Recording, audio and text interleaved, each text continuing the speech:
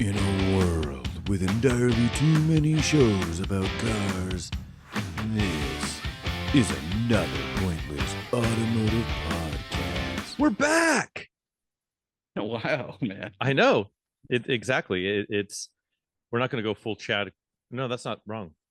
I'm getting my early 2000s new metal garbage rock bands mixed up, and I somehow got Nickelback mixed up with Stain, and they're not particularly similar. No, other than the eras they were the popular in. Yeah, almost the same time frame, right?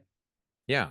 So I was gonna make it an it's been a while reference, but anywho, I botched that. Speaking of botching things, we botched a bit of a recording, so we've got another week gap because we have no gaps in our lives. I'm busy. Chadwick, you're quite busy. A little bit. And so hopefully we're gonna pave out this rocky road a little bit, and we'll be more consistent. But hey, we've got crazy things going on here, ladies and gentlemen. So yeah, put up with our nonsense, I suppose, is the rule of the day. Did you say labias and gentlemen? Oh, I should. Oh, keep that one in my back pocket. Yeah, I'll just tuck that one away. The thing or things, not the labs, but the things we were going to talk about specifically was, well, I guess like a 5-year span of time.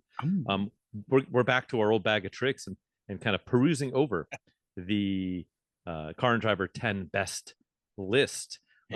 Where we last left our heroes was in 1997, which means we got to pick it up in 1998. And so go 1998 to 2002. Quite a span.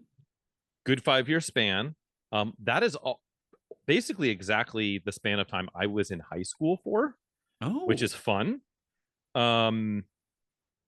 So yeah, like, you know, as we did in the other ones, if you didn't tune in to any of the prior episodes where we did this, we're just going to go over those top 10 lists for each particular year and just wax poetic on what's on the list. And 98 was kind of a cool one. What you want to spit out what's on that list as I take a sip from this lovely frozen coffee drink from the local Dutch Bros. It's so good, dude. That stuff is good. It's like poison, and it's 100,000 calories of I was gonna sugar. say that's 1,000 plus, but it's hot in here, and I don't have air conditioning in my garage. It's 90 degrees in here, so this is what's keeping me. You're a madman. Fresh. So before we jump in, I do want to squash a little beef, or maybe extend a little beef, because no, we don't squash. We're the bad boys, remember? Oh, that's true. We are the bad boys. So let's add fire. Let's add some extra fuel to this fire. The boys over at Auto Off Topic, Brad and Andrew. Who? Yeah, this podcast. I don't know, man. I barely have heard of. No, just kidding. I love these guys. Auto Off Topic, Brad and Andrew. So we had some beef before, some tonic related beef, pretty minor shit. But then they accused us of infringing upon their creative rights because they came up with an episode about sub 10K enthusiast cars. Now, we did a sub 5K, so we undercut the competition, which is our Walmart aggressive strategy that Frank and I practice in every aspect of our life, right? Everything. We're cheapskates. But to be fair, I sent you that topic probably a month plus ago before we actually got around to recording. How about this, to be fair? Isn't that sort of like the boilerplate, low lift, lazy topic for every single car podcast publication? Grassroots Motorsports basically exists because of this entire thing. You know, just. Okay, sir. I feel a little personally. What do we have, a civil war now, Frank? I feel personally attacked that I am the smith that creates these topics 90% of the time. Well, we have. I mean. It's a topic we have to do. They've started infighting. We have to give the people what they want, so we have to do it.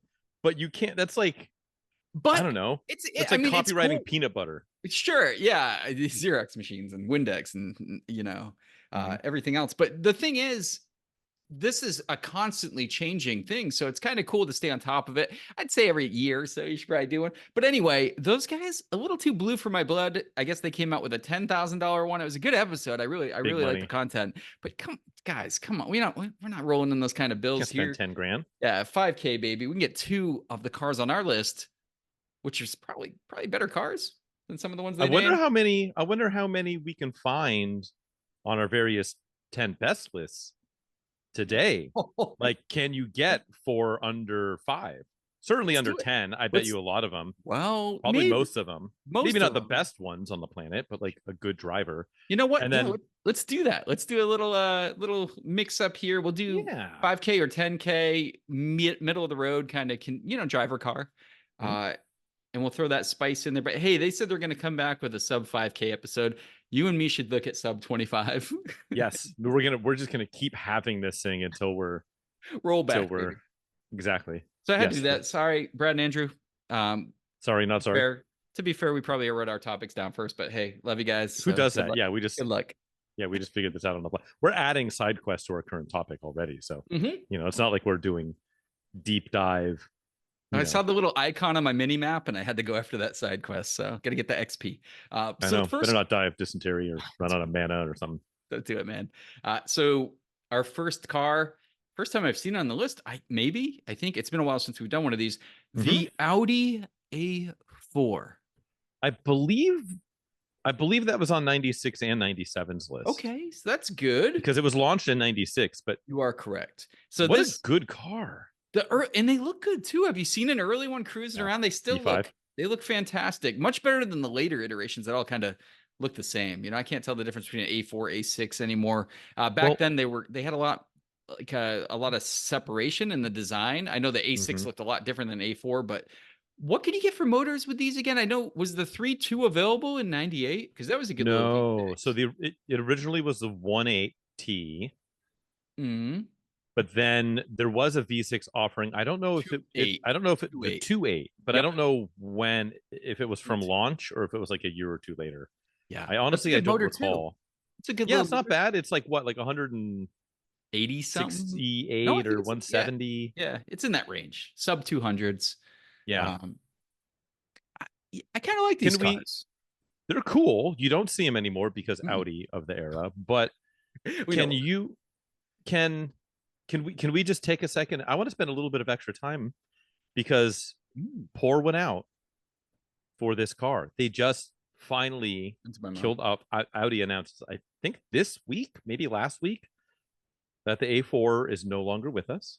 They are no longer going to be producing the Audi A4, which is a shame, which means it'll come back in 2 years as like an EV. Oh God. Or we call it the E4 or the they won't call it the I4, but the A4 Cross, A4E, E Sports. I don't know, the Twitch edition, but like they're killing that off, and I think they're just making it now the A5 because they like odd numbers. It's some weird thing like that, but mildly sad. And I'm looking right here. At least 97, the V6 made 190 horsepower. So yeah. But good power. Yeah, goodbye A4. You were better than we deserved, at least early on. The first few generations are really cool. Those are early ones. Correct me if I'm wrong. You can get a front wheel drive base model. I believe so. I believe you. Yeah. I think even in the I know in the B6 and B7 generation, I think you could as well. And the B7s were weird because the front wheel drive ones had a CVT, which is kind of weird. That is really weird. But all the rest of them, which everyone got Quattro, they were I think the ZF 6-speed. It's a good gearbox too. Yeah, as long as you don't listen to them and do the lifetime fluid thing. Lifetime. Oh well, yeah, air quotes. Exactly. Lifetime of the broken transmission. What's next on our list? Are you keeping it Germanic in origin, Frank? Certainly. Yeah. 98. A car that has to be here and was the year prior in 97. That's the 5 Series. So the E39. That car still looks like it was 10 years newer than it is. Yeah. A4 under 5K all day. Oh, easy. Well, not easy because you can't find them, but but when they do pop up under 5, you can go grab one. Yeah.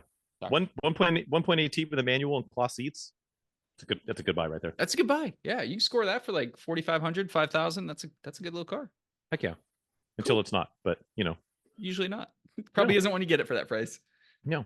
But E39, good good car. I still think the way to buy those is, everyone's super horny for an M5 or a 540 with a manual.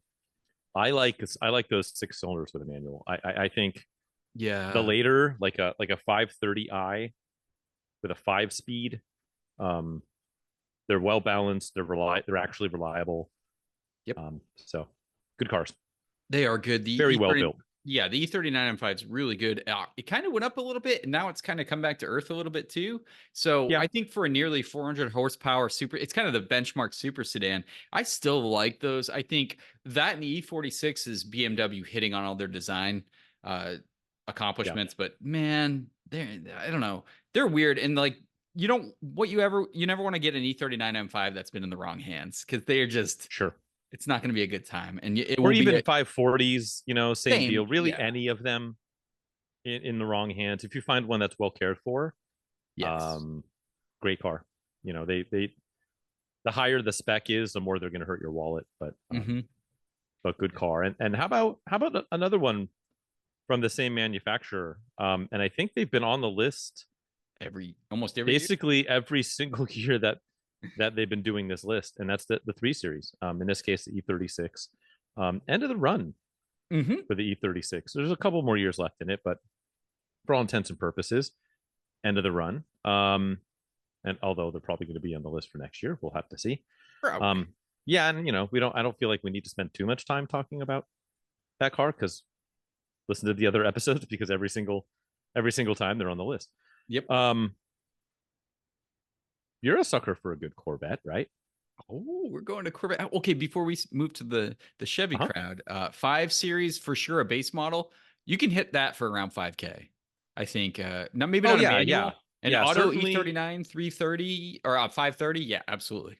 Yeah, I mean, at this point in 98, if we're saying year specific, it'd be 525 or 528. Either, right. You can get a pretty decent one, automatic, but maybe sport package, well kept, and that's a good car. Even the autos are good cars. They're not going to light your cornhole on fire, but it's a good car. They drive well. Yeah, the E36 is interesting though, because I've seen 325s creeping up, ISs. They're kind of creeping up in value, and try to find one without an M3 bumper swap is the real challenge. Right. It's kind of like or that's hella flush with rolled fenders, or horrible. It's kind of like trying to find it's finding a Civic Si without a red Honda badge. It's that kind of rarity. Sure. But I think you still can get a base. Like if you're looking like a fully stock automatic 328 in medium condition, 5K, you can score that. Yeah, you could. They're not super easy to find, but they're out there. You might even be able to get, a decent convertible with some miles on it. I would love a sedan, just a 325i sedan with a manual. Yeah, that's a great car. That's a good one. Any other thoughts before we get C4? C4 ready? It's the end of it, right? No, we got a few more. Well, actually, you're right. No, this is C5. This is C5, my friend. Yes, you're correct. Sorry, my brain crossed wires. Yes, this is the first year of the C5. Correct. Oof. What a crazy jump in styling, right? You went from more that squared off. I mean, Corvettes are always going to be kind of rounded, but the C4 had some sharp edges to it. The C5 is one smooth machine in the looks department. Yeah, and I think it's funny, like the styling on those, at least for me, has had quite like the bell curve, right? Like they came out, they're like, wow, look how cool it is. And then there was like, I don't know, they look kind of crappy. But I've really come around on them. I think they look pretty good. Yeah, round taillights are back. Iconic. Yep. That was a good touch. Interior, good Lord, still sucks. I think the interior quality was better. It was better quality than the C4, but the design was GM, big buttons, everything's like plasticky. Yeah. That's what you're getting with a C5. But man, performance jump right out of the box, right? Those things. Oh yeah. Those things were very like even the base C5 Corvette was a goddamn solid vehicle. Yeah, but you know what? Those are good. If you can get a base, just like a base C5 with a manual, 6-speed. If you don't need a back seat, That's a pretty darn good daily. Like they're reliable. If you're doing a lot of like, especially if you're doing freeway driving, if you're doing like city stuff, that kind of sucks. But if you're just if you're doing freeway hauling, that thing will just eat up miles. You'll get you get 30 miles a gallon highway. Yep. You know, they're good. They're pretty good. You know, you after you put a bunch of miles on them, the interior will start falling apart. But you never find them with a lot of mileage, though. They're Corvettes, so they, you know, you can still find these things at a good, like a base with good mileage, like 50, 60K all day for under 10. Can you get them under 10? Yeah. A base? Man. Yeah. A 98 base, I guarantee you can find one for like 9.5. Ooh, challenge accepted. Dude, I don't know. D5 Z06s are still like 15 to 16, which is an insanely different animal. No, they're more than. By the way, it's like I went to go look and I just got like, ooh, look at the CRX. Like I'm getting like a shiny object syndrome immediately because the algorithm. You can still get a Z06 for like 16, 17. So the bases I think I've seen in the 9s for like a 80,000 mile base C5. Let's see. Here's a red 2000 for 11.5 is the cheapest one right here. That's auto 99,000 miles. Actually looks pretty good. Good. They get cleaned more than they get driven. I don't know. I don't see a single one under. Oh, here we go. Here's a 97, which is I think technically the first year of the C5. Yep. It's got Ferrari badges on it, which is absolutely ridiculous. Fuck yes. It's got 170,000 on it. Barely broken. I took to repair shop to have it gone through to make sure everything is good on it before it's sold, and they broke the shift cables, so it's going to be sitting at repair shop for a few days if someone wants to purchase it. I don't have a problem bringing the title down to the repair shop, period, and selling it to you, period. And then you can just pick it up from there. Otherwise, it's going to be a few days. If it's posted, it's still available. 3 days ago in Salem, Oregon. So if you want a red 170,000 mile 97 C5 with Ferrari badging and Cavalinos on the fenders. How much is that bad boy? $7,000 or best offer. Dude. And also, like, big question remains, did they get through anything or did they just break your shifter cable before they even started looking at your piece of shit? Yeah, he didn't mention why it was there.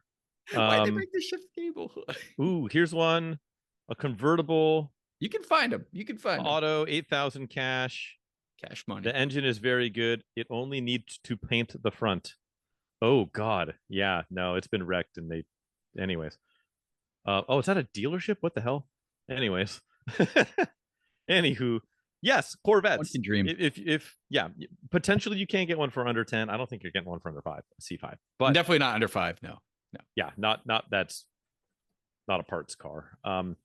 But yeah, like just still, I mean, that's kind of the MO of a Corvette, right? It's always been the performance bargain. Yeah. Punching above their weight. Low mileage. They're usually, that one wasn't. But usually when you find a good clean one, it is, the owners tend to take care of them. They're always like a secondary car. They're hardly ever a primary. So you do keep that mileage low. You do keep that paint and interior in good shape for what it's worth on that interior. Plenty of Armor All products rubbed into that dash, but it's they are what they are, man, and they really do offer a lot of performance for the buck. To be brutally honest, I think like it's a great platform. I would love to have, and we've talked about it before. Corvettes are just so good at what they do. I just can't see Corvette. I just can't see myself as Corvette guy, and I don't know. And yes, that's a me problem, not a. The Corvette doesn't care. But Frank, right? What are we though? I'm not NX 2000 guy. I'm not a Suzu Trooper guy. I could name all 60 something cars I've owned. It's just it's another cog in the gears known as Frank, you know. But that's what you and I are. We're the have a gaggle of weird bizarro shit car guy. So committing to a Corvette that isn't like a C4 ZR1 or something bonkers. Yeah, the Z06 is weird. I would go with the Z06 is a good enough and performance oriented car. I think the C5 Z06 is cool. I would own one and I probably will. That and a first gen CTSV. I think those are cool cars. Yeah, heck yeah. Own them both. Yeah, CTSVs. Those are really growing on me. I maybe the worst interior, my least favorite interior in the automotive world is the first gen. You got something against piano black, my friend? Everything's piano black in there. No, it's more like just piano broken. Like, yeah, that's true. It's just like the cheapest, shittiest materials. How they dared call it a Cadillac is break. Yeah, it's horrible. Yeah, the storage, like the weird, almost Saab like vents. Yeah, it's just a great car though. The looks have aged on me too. How chunky! Sure. It's just a chunky boy, really. At the end of the day, so, you know what has aged interestingly?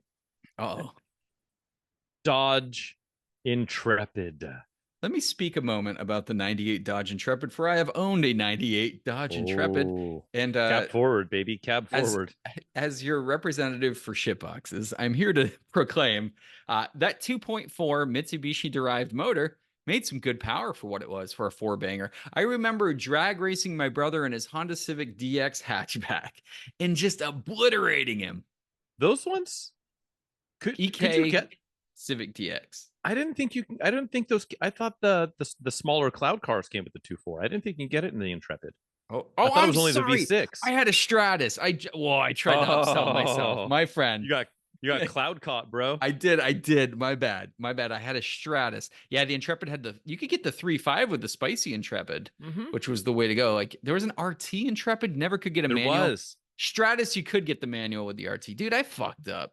I went to Cloud Car Land. Never mind. Fuck the Intrepid. No, I remember the Intrepid. When the Intrepid came out, it was all about, look how wide it is. It's a wide track. You know what? It was. Yeah, it's like shit. They were trying to do the fake wide track thing, like Pontiac was doing, but then also doing like the cab forward design for greater interior space. They were super, which is like sort of what, like trying to poach some notes from Audi's playbook, right? Which is like hanging the motor way out front and all of that. But clear about the Intrepid and also the Stratus to some effect. Cab forward for that meant your windshield was like, had no rake to it. It was like a fucking flat surface, and your dash went 3 feet behind the steering wheel. Not usable interior space. I don't know why they call that cabin space, but it was like the most awkward thing. Like, if you got something up there, you had to like stand on your seat and like reach up to grab it. Weird design. The hood was like 3 feet long too. Yeah, for sure. Weird, but I remember the commercial for the Intrepid, like, wide track, extra stability in bad weather, and it showed it like going across the river, and I'm like, what the fuck is going on here? How dare they? Calm down, Dodge. What's crazy is like that car in my mind is like staunchly a 90s car. Oh yeah. But like it was they made that thing until I think they had a 2003 or 2004 was like the last model year of those. Yeah, they had and so it was more of a 2000s car, but in my brain it's like, no, that's a 90s shitbox. And I don't know if you look at the styling, it doesn't look overly 90s. I mean, it does a fair bit, but like maybe that's just because once we got out of the 90s, you stopped seeing them because they all immediately broke. Although I do still, and I never see them, I do still occasionally see that Chrysler 300M though. Yes, and I think that's because the old people that bought them never drove them, and so they only have like 40,000 miles. Yeah, and let's not forget. So the one car I did like from Dodge in this period, now that we're talking about cloud cars and Intrepids, dude, I would love to grab one of those early Avengers, first gen Avengers with a 5-speed and that 2.5. I would really like to have one of those. Talk about a car you can't find. Go find one of those with a manual right now. They don't exist. Like the platform 8, that Sebring coupe. But I don't think you could get the Sebring with a manual. I think those were auto only. Only auto on those guys. And yeah, they had the two-tone paint for a little while at the beginning, like silver and black. Yeah. Those were good. Going back and looking at that first gen Avenger, that thing looked pretty sharp. I have a soft spot for the Avenger. It's a absolute pile of shit. But piece of shit, dude. Piece of shit. I don't know. Doesn't mean I don't want it. Stratus RT with a manual kind of would fire me up a little bit. Ooh, did you know that the Intrepid, in 2001 you can get a Motorsports edition trim level? What that includes, I have no idea, but apparently it was a 1-year only trim level. Oh god. The high output V6 good for 242 horsepower, which really not that bad. That's pretty beefy. That's that 3.5, right? It's got to be. Yeah, it's a 3.5. Dude, also, like, I don't know why we're in tangent land tonight, but I saw a listing and then I'm like, I went down a rabbit hole. You know, when you see a car, you're like, I barely know that exists. Yes, I know it well. The Toyota Solara TRD. Huh? Yes, they did a T. I think it was just like some like side cladding and stuff, right? Nope. You could get, dude, this is when you're talking about the supercharged. The supercharged, and they changed the handling, and it's just, I need that. Why don't I have that? Like, I think the first gen Solara looks pretty good. The second gen's fucking and I'm all about the booty, but it's too much, man. That first gen with the TRD package, and you could get a non-supercharged one, which is the listing was for that, and it was completely ratted out, as one would expect. But I want a supercharged first gen Solara. 5-speed? Yeah, absolutely. Supercharged 5-speed? I'll stick with that B, dude. There's like 7 probably globally. None of them are on the road, but no, they're all long dead. How sweet would that be? Doesn't mean I don't want it. Oh, it'd be great. That'd be fantastic.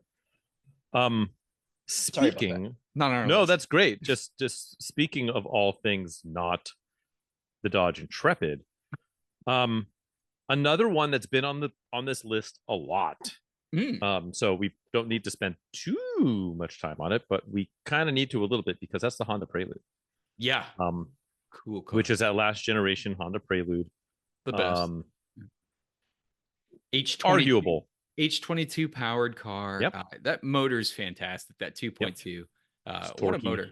And this is the age before the S2000. So that was Honda's like prestigious sports car, right? Like that was when the Prelude was, at least the Honda brand here in the States, it was their flagship. Acura was a thing, and so you had all of that. But the performance car stateside was the Prelude. Great car, really cool car. It was kind of to me, that car always felt like the last of that, like late 80s to end 90s generation car. Yeah, where anyone who spent a bunch of time in Hondas of that era, all the switch gear and steering wheel styling, and dash layout, and gauge cluster, they all have the. And you know what that is, right? Open. I've heard the rumor, and I've also heard it's very true, and I've also heard it's like, no, it's just a coincidence, but that it's actually the Morse code, H in Morse code. It is. It is. Whatever it is, it's a Honda hallmark. And that was one of those cars I always felt like was the end of that. God, good seats too. The Honda seat, same material. They last forever. Very comfortable seats. I love those Preludes, man. I really want to get one, and I don't want an SH because I don't want to deal with the 4-wheel steering, but I still want that delicious. And they all came. Good news, bro. Good news. They all came with 2.2 liter VTEC motors. So yeah, no, good cars. I was always a sucker for that like eucalyptus green. Was like super common on the 97 and 98s, the early cars. I feel like 90% of them are silver for some reason with black leather. Bunch of silver, bunch of black, bunch of red that all faded away. Honda paint was not particularly great in this era. So horrible time for Honda paint. Yeah, there was some of that like kind of purplishy blue color. That was bigger on the previous gen too.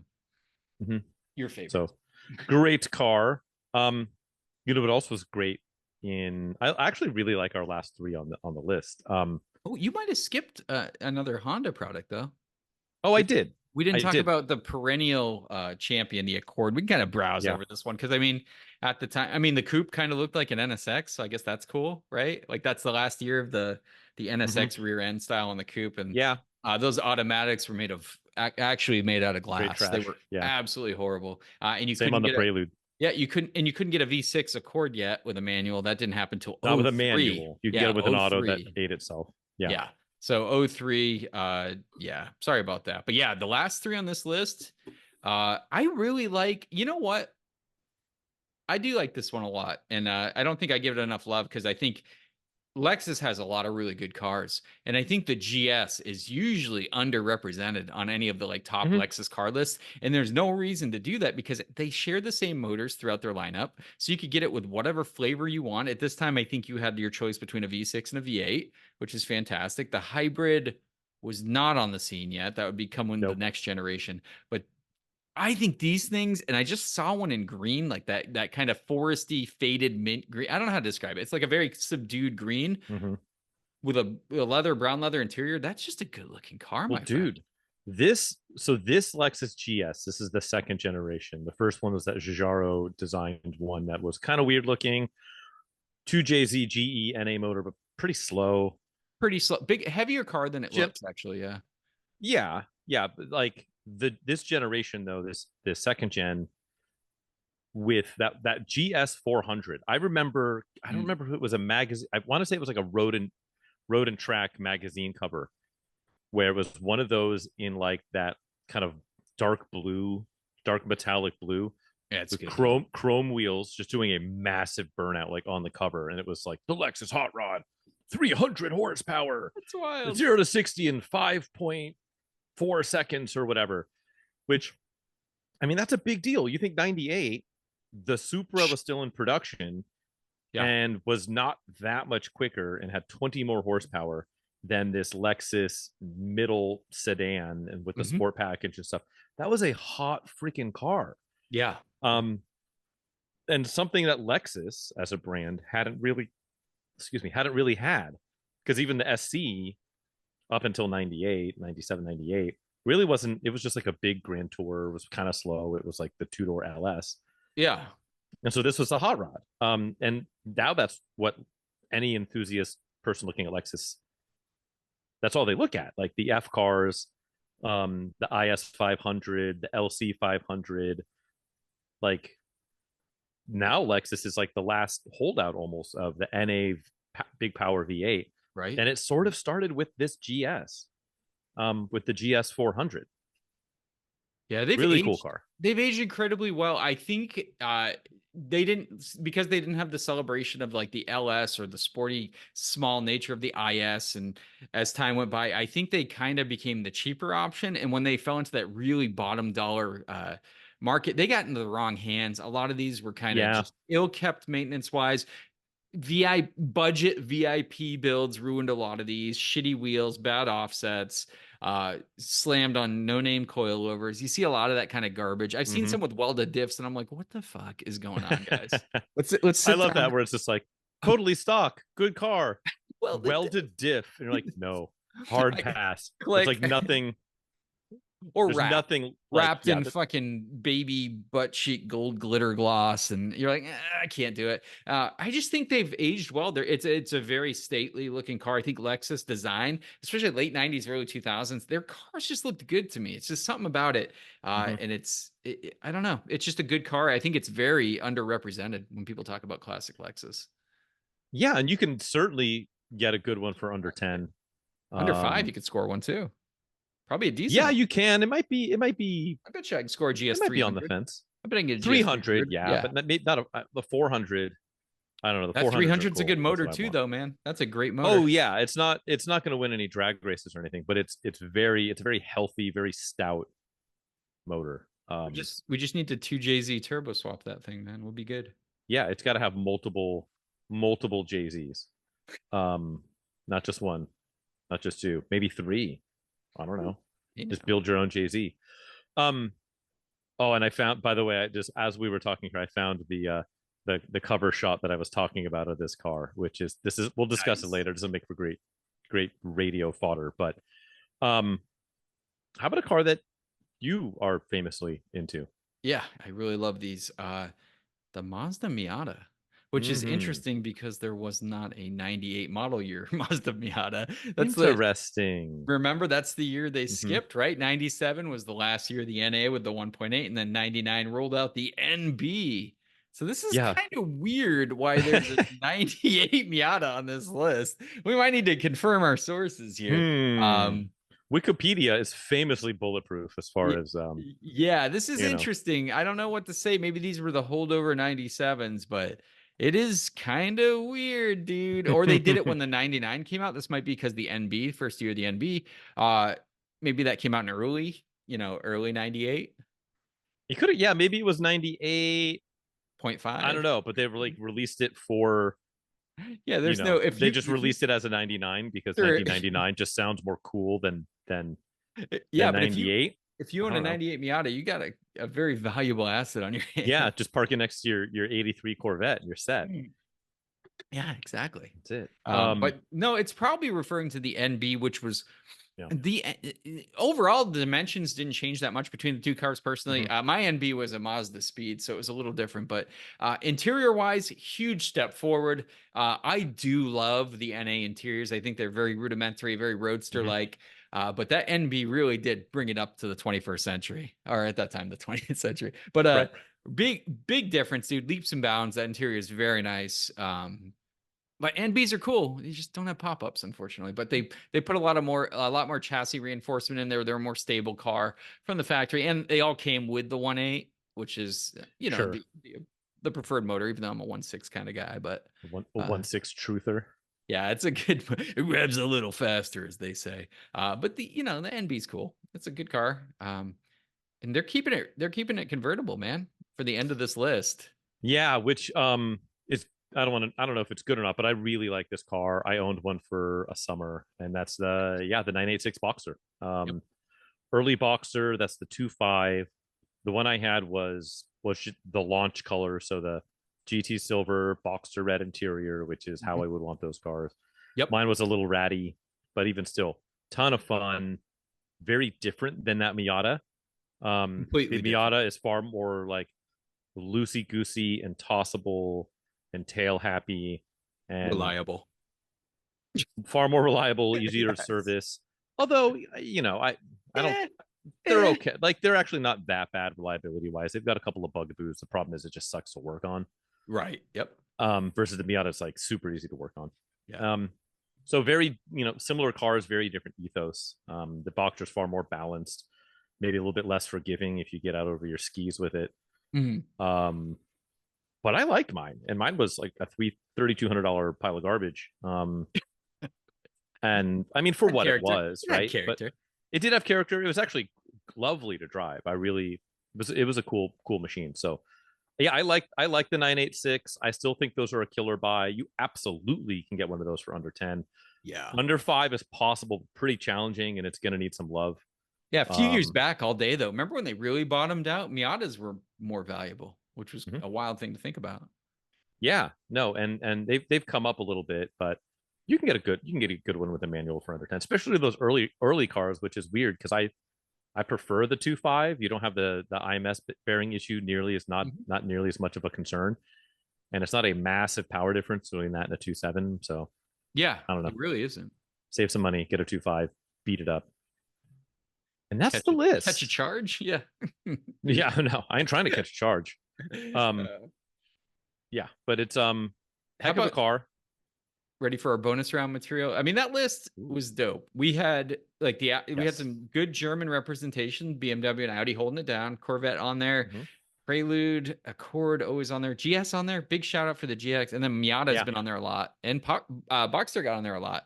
But I love that we do the fastest car tested in this year. Yes, the Ferrari F50 at 194 miles an hour. That's just absolutely incredible. And that's a wild car. I always thought oh man, the F40 is so much better. And then when you see an F50 in real life, you're like, it's just as bonkers. It's 90s. It's more late 90s bonkers, more rounded.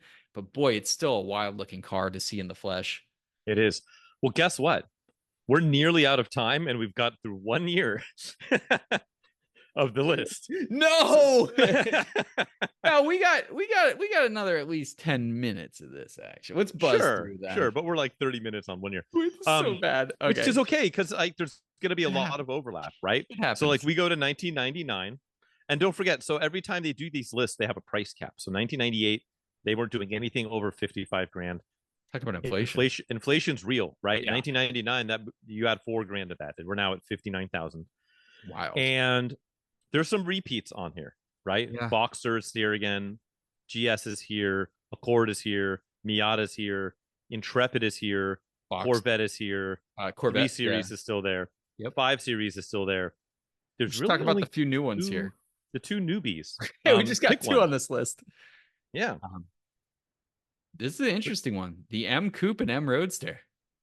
Yes. What? Which is times on this list once. So let's go, guys. Yeah. Shooting shot 99.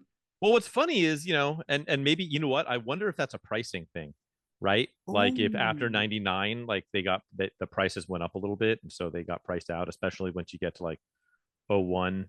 when you're talking about the 54 cars. But very cool. I think the coupe is the better. Sorry, the Roadster I think is the better buy. If you get an S52 Roadster, I think that's the best buy of these cars. Because and the same with, and the coupes are good too. I like the coupes a lot. I've driven the coupes in both forms, in S52 and S54. I've driven the Roadster in S52. I have not driven a Roadster S54. It's wonderful. It's weird that you get the motor from the E46 M3 with a 5-speed. That's all I'm going to say. It's a little different from an E40. Being an E46 M3 owner and driving that after, I was like, missing something, but wonderful. Wonderful. And E36 semi-trailing arm rear suspension. Right. Which can get a little squirrely, which makes them fun. But dude, Z3s have aged incredibly well. Yeah. Good and Lord. I know we've talked about those cars quite a bit. Yeah. I really feel like they're finally starting to kind of get their moment in the sun. The clown shoes have had them for a minute because it's such a weird, exclusive, just jump out at you looking thing. But yeah, those Roadsters are a good buy. You can get a decent. Getting one for under 10 is pretty difficult. That's tough. Yeah. They exist, but it's going to have 200K on it, and which isn't necessarily a bad thing. Probably won't have paint on it. That's for sure. It might not have paint, but it might be wrapped. I don't know. Ooh. So that's a tougher one, and the coupes is basically effectively impossible. But those are both very good. And speaking of M cars, no one's ever grouped these. Should we discuss the Chrysler 300M? Quickly, which we just did. I mean, we just touched on it. No, they're not good looking. They actually drive okay. I've driven a couple of them that had like no miles on them, and the interiors are decent. They drive okay. They're pretty roomy. Like, they're not, considering you can get one, the nicest one in the world is less than $5,000. Oh, 100%. Yeah. And they had some like special limited edition ones and things like that, which, you got like a fancier clock or something dumb, but good Lord. Anywho, 99 was kind of weak. A lot of repeats. And apparently they didn't test top speed on anything because we don't get a 99. Top speed. Y2K scared them. Their instrumentation 2000. Broke. It did. So it's now 2000. Oh, some of the repeats are still here. Porsche Boxster, Lexus GS, Honda Accord is ever present. The 300M somehow is still on the list. Ford Focus. Hey now is a newbie. Yep. So we'll come back to that guy. 3 Series is here, although it's 2000. So now we're at E46 land. We are. 5 Series is still here. We gained a couple of Audis, and we gained a Honda. Pretty important Honda, I think. We mentioned the Ford Focus. Should we just talk about a 2000 Ford Focus? Real quick, or they were pretty incredible because this is based on the European model for the first time. So it's a world car. We're out of escorts, guys. We got the Focus. You better pay attention. Cool car. It came with like I think you could get a coupe, sedan, wagon, or hatchback. It was wild. You could get just about anything you wanted, right? So pretty cool idea. Different platform. I think the Escort ZX2, those things are wild. I still think they look cool. I wouldn't mind owning one. I'd like one. And didn't they make like a Saline one or like a Roush one? I don't remember. Or was that the NO? They did. The early Focus, they made a Roush. They did, but then what was it? It was like the NOS edition or something like that. Oh, God, yeah. Or it was something like that. It was like a 50 shot or probably a 25 shot. I don't know. It was something like that. Dose, yeah. But those are pretty good. Every single one I've driven lately has desperately needed motor mounts. They just absolutely chew up and spit out motor mounts. Mm-hmm. But you get that SVT version with like that was like 150 horsepower. 170. 170. Oh, I undersold it. Yeah. Good little toss about car. Yeah, as far as like getting hot, like Fords, I mean, we really have gotten the short chain on that, and Europe's had them forever. That was our first like real, other than the Escort GT, which I love. Right. In a very irrational manner. Those SVT Focuses are fantastic, though. But no, they are. Can we point out one of the Audis? The other one's the A6. That's fine. We could talk about that. It did get that cool motor, the 2.7, and by cool I mean horrible to maintain. But the Audi TT is on the list, my friend. Love it. I saw a really nice one yesterday. Really cool. I almost bought one once. It was silver with a blue leather interior. But it had like an ABS warning light, an SRS warning light, and a bunch of stuff. So it's like I just You saw the dollar signs. I did. I could have had it for like $3,000. It was cool. Yeah. I love that color combo, silver with the blue leather. I want to, dude. I want a Roadster Quattro with the 225 horsepower, and I want baseball interior, and I want that dark forest green exterior in a Roadster. I think that would be fucking phenomenal. What a rally car that would be. Yeah, those are cool. They made that like storm gray, whatever it's called, where it's almost like a Nardo gray, but with like a really like mica heavy like clear coat over the top, so it's like real sparkly over the top. Those are really cool. There was that green, that like eucalyptus green color, which I think you can even get a green interior. They were good. They were really cool. Hard to find one that isn't wrecked, like totally messed up, either mechanically or cosmetically.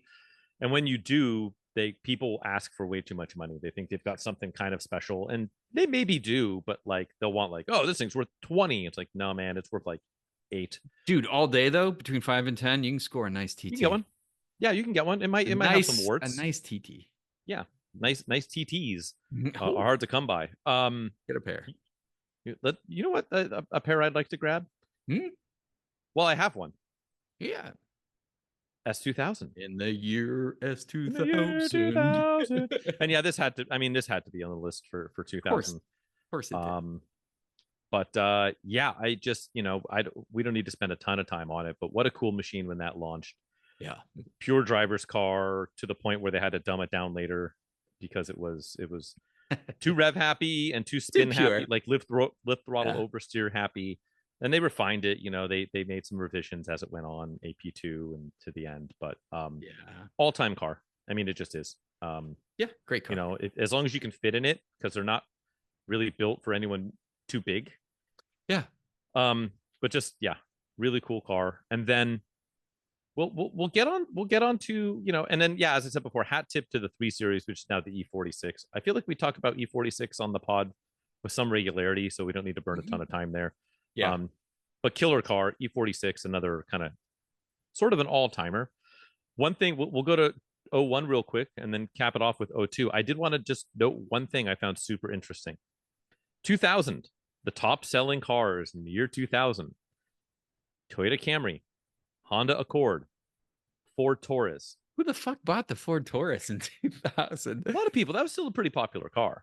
God, it was horrible though. It looked horrible. What's absolutely clearly wild, people bought it. Well, what's super wild is just the next calendar year. Yeah. The top selling vehicles: Ford F-Series, Chevrolet Silverado, Ford Explorer. One calendar year, we immediately eliminated all the sedans and replaced them with trucks and SUVs. Should happen. Just like that. I don't know that Osama bin Laden is to blame specifically. This is before. This for the is downfall of the American 9/11 sedan. Yeah, this is before. We still had 2 towers at that point, and before the inside job was taken out. Well, I was gonna say, like converting America to killing off the sedan and embracing the oil burning truck and SUV, inside job. Yeah, inside job. And don't worry, it wouldn't last for long. They'll be gone, and then they came back. Look at us now. Look at us now, Frank. We've never been better and healthier as a nation and a society. 10 best real quick for 2001. Let's cross off the duplicates. We still love the Porsche Boxster. We still love the Miata. S2000 hasn't gotten old yet. The Honda Accord is always on this list. Always on this list. Just for those who are counting at home, the Honda Accord is a 36-time 10 best appearance. Absolutely. Ford Focus is still here. We still love the E36. We still love the E39. We still love the Audi TT. We still love that A6. There's one newbie, and by golly, is this it better have wood panels on the side, is all I'm saying, man. If you want to cruise either part-time or as your personal transport, there's debate on what the PT stands for, but they probably physical therapy. Chrysler physical therapy, or I don't know. Perhaps they ran out of space to put Barnum behind it because it's kind of a clown car. Like 2001 wasn't a shitty enough year. We get a top 10 list where the only new addition is a fucking PT Cruiser. Here, I think the PT Cruiser is an incredible lesson in why nobody should be paying ADM on cars at a dealership, because when these cars rolled out, couldn't get them. You couldn't get them. People were paying huge dealer markups and ADM to get their hands on a PT Cruiser because it was the hotness in 01. It was they were so hot they can melt steel beams. Like that's how hot these things were. And so just think about it, like, oh yeah, unless you converted your PT Cruiser to run on jet fuel. Yeah, damn it. But like the thing with them is, like, I just imagine if you were just like, oh yeah, like I was one of the first on my block to get the brand new automatic eggplant purple with woody faux wood paneling on my neighborhood, and I paid a $10,000 ADM on that car. And now if you still had it, it's worth $2,800 maybe. So I was just going to extend to you, we've been playing this game, like, where can you get this below 5? Can you get it below 10? I don't think you can pay more than 10 for a PT Cruiser. I don't think you can, like, the nicest one, I don't think so. An actual museum piece, GT Turbo 2.4. Yeah, with a manual, with like the high output, like every option, right? Or maybe a low mile. I don't know if you can get the convertible turbo with a manual, but if you could, the PT convertible, that would be the shittiest one to get. Yeah, let's go. I'll get hard. You're hard pressed to get on Marketplace and find one for more than 10. I guarantee that would be the real challenge. I'm telling you, you would have to actually approach like the Walter P. Chrysler Museum in Detroit and be like, look, like I would like to buy your nicest example, which is the only example. All right, let's shut. Okay, so we got some fresh stuff. We got a very good one in 2002. Let me buzz that list. Yeah. So again, A4 is back on there. Cool. Hey, it's back. 3 Series, the M3 specifically gets called out. Absolutely should be called out with the S54 E46 on the list. 5 Series, there again. Corvette. Then again, in 02, the Corvette Z06 saw that bump from 375 to 405. I would put a fucking badge. If I went over 400 horsepower, wait, they did. So it's got the badge that famously says, 401 horsepower or something like that. I think 405. Right on the front quarter panel. Brilliant. Got to do that. Ford Focus again, Honda Accord, we always know. S2000 hanging on. Porsche Boxster still there. Couple new cars on here. Couple good ones. 3-letter names. I gotta say it. Subaru Impreza WRX. Yeah, we talk about that car a lot. I still think it's cool in my book, no matter how bad that culture is. That's another one, Frank. You look the other way for vape culture, and you'd be okay owning a WRX again, wouldn't you? Oh, for sure. I think with all these social, it'd have to be basically stock though, because all the fuckboy edition ones, are not remotely near stock. I would get a sedan, or a wagon, whichever. But I think I would want like the quintessential stock sedan, World Rally Blue. Maybe do just like Cobb Access Port Stage 1 to like add a little sleepy power to it, and kind of call it a day. Put some good tires on it. Stage 2 is good on those. It unlocks a lot of power. It doesn't jeopardize any maintenance. Downpipe, which really frees up the power in that car, and a quiet exhaust where you still get a little more rumble in there. I think Stage 2 is the way to go with Cobb. Get a custom tune on it, and you make quite a bit of power. Yeah. You're like just doing that. You're at like 300-ish. It's good. It's good stuff. Yeah, they're good. And just a good car. Mine was very good to me. The one I had, my 02, my silver 02 sedan. The guy I sold it to, I bumped into him a couple years later, and he had like just turned 200,000 on it, and it was still on its factory clutch. Wow. Which was weird because it like chattered when I had it, and I did some dumb things with it because I was a college kid. Like, I'm just gonna randomly clutch kick it in the middle of this corner and just like 4-wheel slide it because I can. I had I had the 02 wagon with the leather interior, which was a dealership option. Ooh, yeah. Really nice. Did it have the boost gauge? The boost gauge, yeah. Factory boost gauge, Momo steering wheel from the factory. The seats were a good compromise between comfort and support. So, they've aged well. The bug eyes look good. They have. Yeah. Say it. And what a shot to the the marketplace, right? Because everybody in their Camaros, catfish Camaros at the time, and they're like, what's this Subaru doing with a hood scoop and a interesting wing on the back? And boy, those things were cool when they came out. Those are cool. They're still cool. You don't see them clean stock anymore.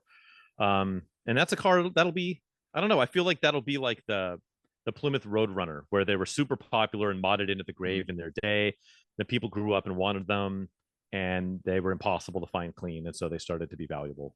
Absolutely. We're in a weird downward buyer's trend bubble right now, and once it levels out, once we get past the election, I think that'll be a good. Yeah, those buy one. Clean WRXs are a low pricey, but yeah, just getting a clean one. That's the challenge. Speaking of getting a clean one, are you ready to have to clean a bunch of quiz all over your neck and chest? Because you're about to get quizzed upon, my friend. Let's do it. Why don't you call up your little punishment tool for the day? Frank's going to dredge up some article from the 80s, 90s, early 2000s, possibly focusing on some kind of car. Probably not a Focus. That'd be kind of on the nose today, wouldn't it? But he's going to read through this ad. He's going to omit anything that gives it away. Now, I have 3 chances to guess what the hell Frank's talking about. What make, model, year is a bonus. Sometimes trim is a bonus. Every time I miss, I can ask for a hint, a little bit of a lifeline, and Frank can help me out or put his foot on my head and push me under the water like he usually does. 10 minutes around the clock. Once he finishes the ad, play at home along with me. Yell at your monitors, your cell phone, your commute windshield that I'm missing horribly. We all do this, but I'm ready. This is the Automotive Print Ad Quiz game. Let's rock. Okay. Please feel free to play along at home. What we're looking at here is a 2-pager. The vehicle is a complete profile image at the bottom, like 1/3, spanning both pages, and then just an enormous amount of text. This is quite a wordy one, and there's going to be a lot of words. There's going to be a lot of really like niche, weird stuff in here.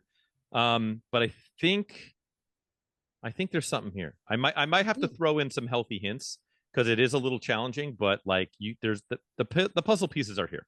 Okay. And so, but I will graciously help you. I will not stomp your head into the mud. I love wordy, but I still need hints. So it's going to be a very succinct, very accurate. It's a very interesting one. So, sure. Lay it on me. Blank introduces the blank. It was 1977. The nation was between fuel crises, and the automotive industry had reached the decision that performance doesn't sell. Blank introduced the blank. One of those rare automobiles that seems to usher in an era, which it appears. That seems to usher in the era in which it appears. It's a very, very bold statement. Yeah. It became the quintessential sports sedan, and the sort of car enthusiasts turn into a legend, car and driver. And it proved the entire industry wrong. Now that car has ushered in a successor, and provided an entire industry, and I can't read this ad. Holy crap! And proved an entire industry late. All caps, and underlined this next sentence. Wow. A refusal to reinvent the automobile. The blank is built on the belief that cars are annually new. What is going on with me today? Did we check this guy's credentials? The blank. It must have been all of that jankum I just huffed. The blank is built on the belief that cars are annually new. Nudes? This sentence is weird. New find themselves at a permanent disadvantage to those that are annually better. Okay, so it's talking about refreshing just for the sake of refreshing. The reason is obvious. There's never time enough to refine something you're forever reinventing. Ooh. The blank, in contrast, ranks amongst the most refined sports sedans blank has ever built. It redesigned fully independent suspension, represents a maturing of a design bred on race courses, and it provides even greater adhesion. Its handling and road holding, one automotive journalist previewing the blank, are quote-unquote magnificent. A new L-Jetronic fuel injection system helps extract even more exuberance and torque from an already willing engine. A new power steering system matches the degree of power assistance to driving conditions, providing more at lower speeds and less at higher, while never insulting the driver from a tactile awareness of the road. Its technology has advanced with such additions as an analog fuel economy indicator and a service interval indicator that actually calculates when routine service is needed. Its aerodynamics are improved. lowering wind resistance without resorting to a wedge-on wheels architecture that many cars adopted to add a couple of mpgs to a fuel efficiency figure. The blank has managed that too, delivering a remarkable EPA estimated 27 mile per gallon, 38 highway. These fuel efficiency figures are for comparison only. Your actual mileage may vary depending on speed, weather, and trip length. Actual highway mileage will most likely be lower. It's also roomier, quieter, and otherwise better in virtually every other way an automobile can be better, including the important way. The blank is a balanced car, managing rather than just gathering of parts and systems as close to the perfect equilibrium as a car in its price class has ever come. An investment, not a speculation. Blank recognizes that there are no such things as cars worth buying, regardless of price. That price must be justified. Justified when it's bought, while it's being driven, and later when it's sold. Blanks perform well in all tenses. Free from programmed obsolescence and supported by a growing body of car buyers better able to recognize and pay for quality, the blank has traditionally held its resale value far better than most cars. Source: NADA Official Used Car Guide. It's also backed by one of the most confident warranties, a 3-year, 36,000-mile limited warranty and a 6-year limited warranty against rust perforation.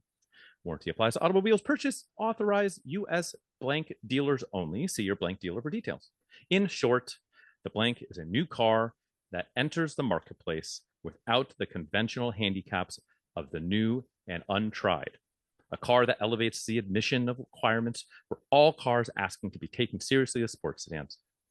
We invite you to test drive the new standard at a blank dealer near you, sir. Damn. Quite the poetic and dramatic ad. So really not a lot of substance. Go ahead and start that beautiful timer. So I got sedan. I got sports sedan. That term is very not, you can't lean on that term. A little bit of heritage there. Started with 77, had a reference to that, and this is obviously the prodigal son of that car apparently. But Jetronics, which makes me think German. I always go right there. Boy, I don't know. Like, so sports sedan. Yes. It's very wordy. It sounds like a German ad. I'm going to be brutally honest. This thing reads like German literature. But leaving out like the engine specs and anything else about the car, very, very interesting choice there. Fully independent rear suspension was on there. That was interesting too. Yeah. Analog fuel economy indicator and service interval indicator. That was cool. Aerodynamic. Reasonably good fuel economy. Really good fuel economy for a sports sedan, especially, which makes me think it's on the handling and road holding. It's on the lower performance end of that. I want to say, and I think at first I went for like Jetta. I started thinking Jetta. It read a lot like a Jetta. Sure. When they said fuel economy, I was like, well, this sounds like a Jetta. But then it's like the heritage really isn't there with Jetta. Nor would I call it a sports sedan technically. Maybe the GLI. But sure. No, that's not, I don't think that's what we're talking about. This sounds very, Mercedes didn't seem like a Mercedes ad either. They are way more fluff in their cars, especially at this time, right? Like the build quality was, I'm thinking BMW, my friend. I'm thinking this comes I'm torn because the E30 does have a lot of this, whether we're talking about a 325 or a 318, the service interval stuff, all that kind of stuff is there. There's that little check system at the roof. But I think we're talking about its older brother, the E20. So I think this is a BMW E20. You mean E21? E21, my bad. It's a 320. So I'm getting them mixed here. Yes. So I think we're talking about a BMW 320 from, this is going to be like middle run. Let's go like 80. Let's go 84. Let's go with the 84 BMW 320i. Final answer. Is not an 84 BMW 320i. I believe North America, they killed off the 320 in 82. Was it 83? Maybe 83. Yeah. Okay. So I'm a little. It might have been 83. Was the end of that. You are really barking up the correct tree, however. In what respect? The German part? I think I'm right with Germany. I don't think I need any. Let's just say it straight up has the same engine in it. The BMW M10. Okay.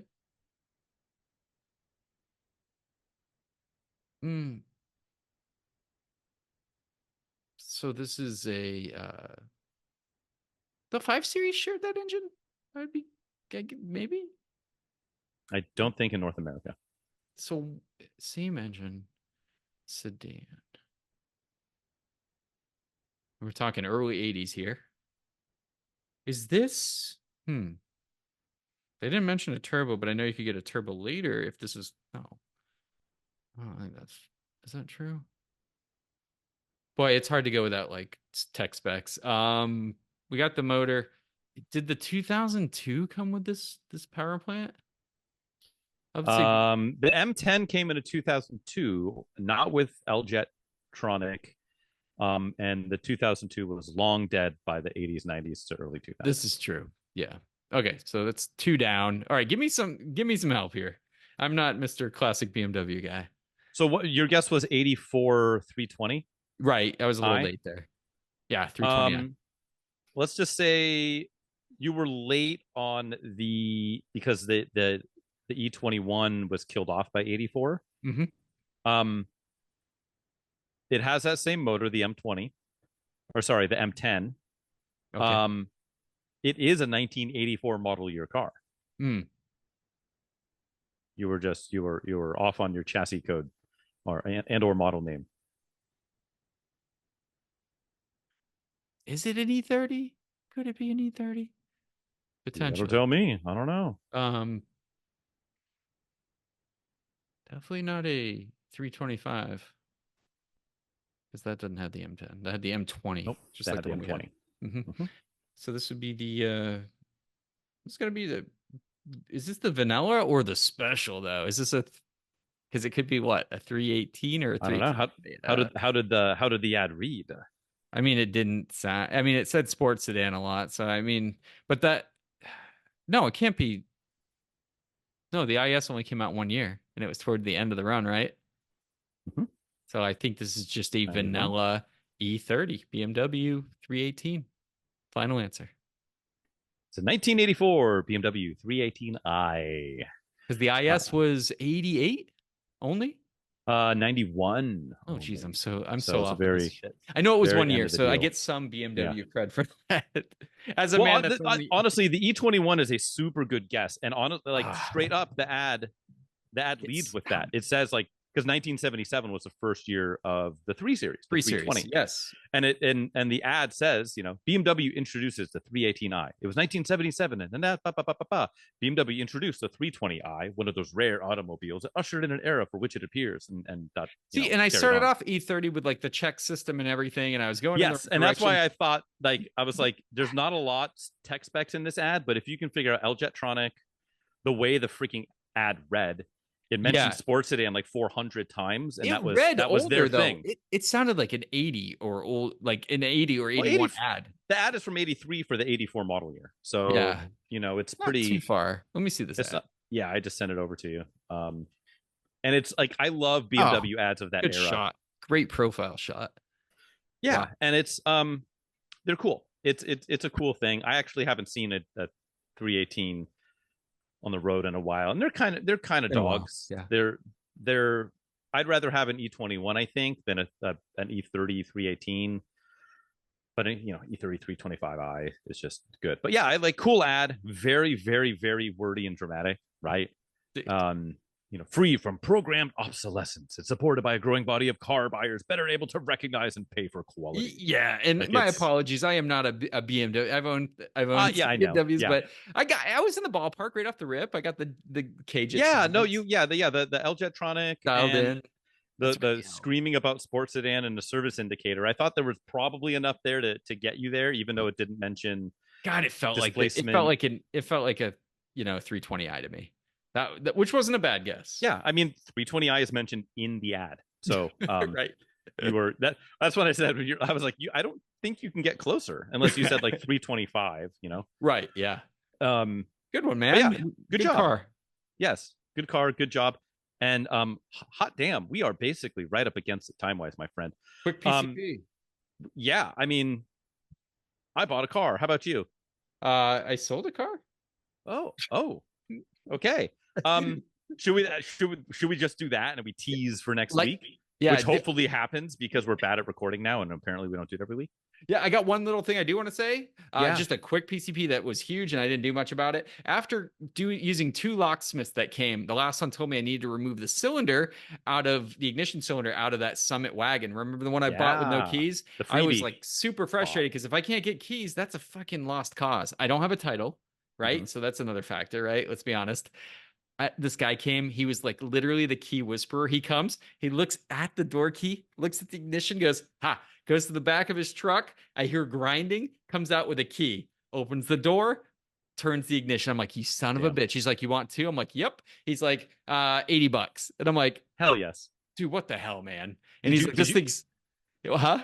I was gonna. Did you kick it over? Did you see if it turns over? Yeah, fuck no, dude. First off, it's an interference engine. I'm still probably gonna do it just in case it was like shitted before it got parked, and I don't want to waste time doing a timing belt and a shitted engine. I'll probably do it. I got to put a battery in it, but hell yeah, man.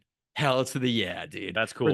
For that price, I wrote him some epic reviews. Dude was awesome, like super knowledgeable. Had like an assortment of keys. He was like he was the key guy. Sick. So I just wanted to add that. That was like my favorite thing, and I was so excited, dude, because I had no hope. I had already gone through 2 guys that told me bullshit, and then he came and just like literally, Frank, 10 minutes. So dope. That's eyeballed so cool. It. Eyeballed the fucking key on a weird car. Yes, hell yes. That's dope. Yeah, hang on to that guy's number. Yep, for sure. I'm just gonna do this for my PCP. I'm gonna tease, react, mention this, guess in the comments. I'm just gonna say this. I managed to buy what I'm gonna call like the wish.com clown shoe. It's the dollar store S52 powered clown shoe.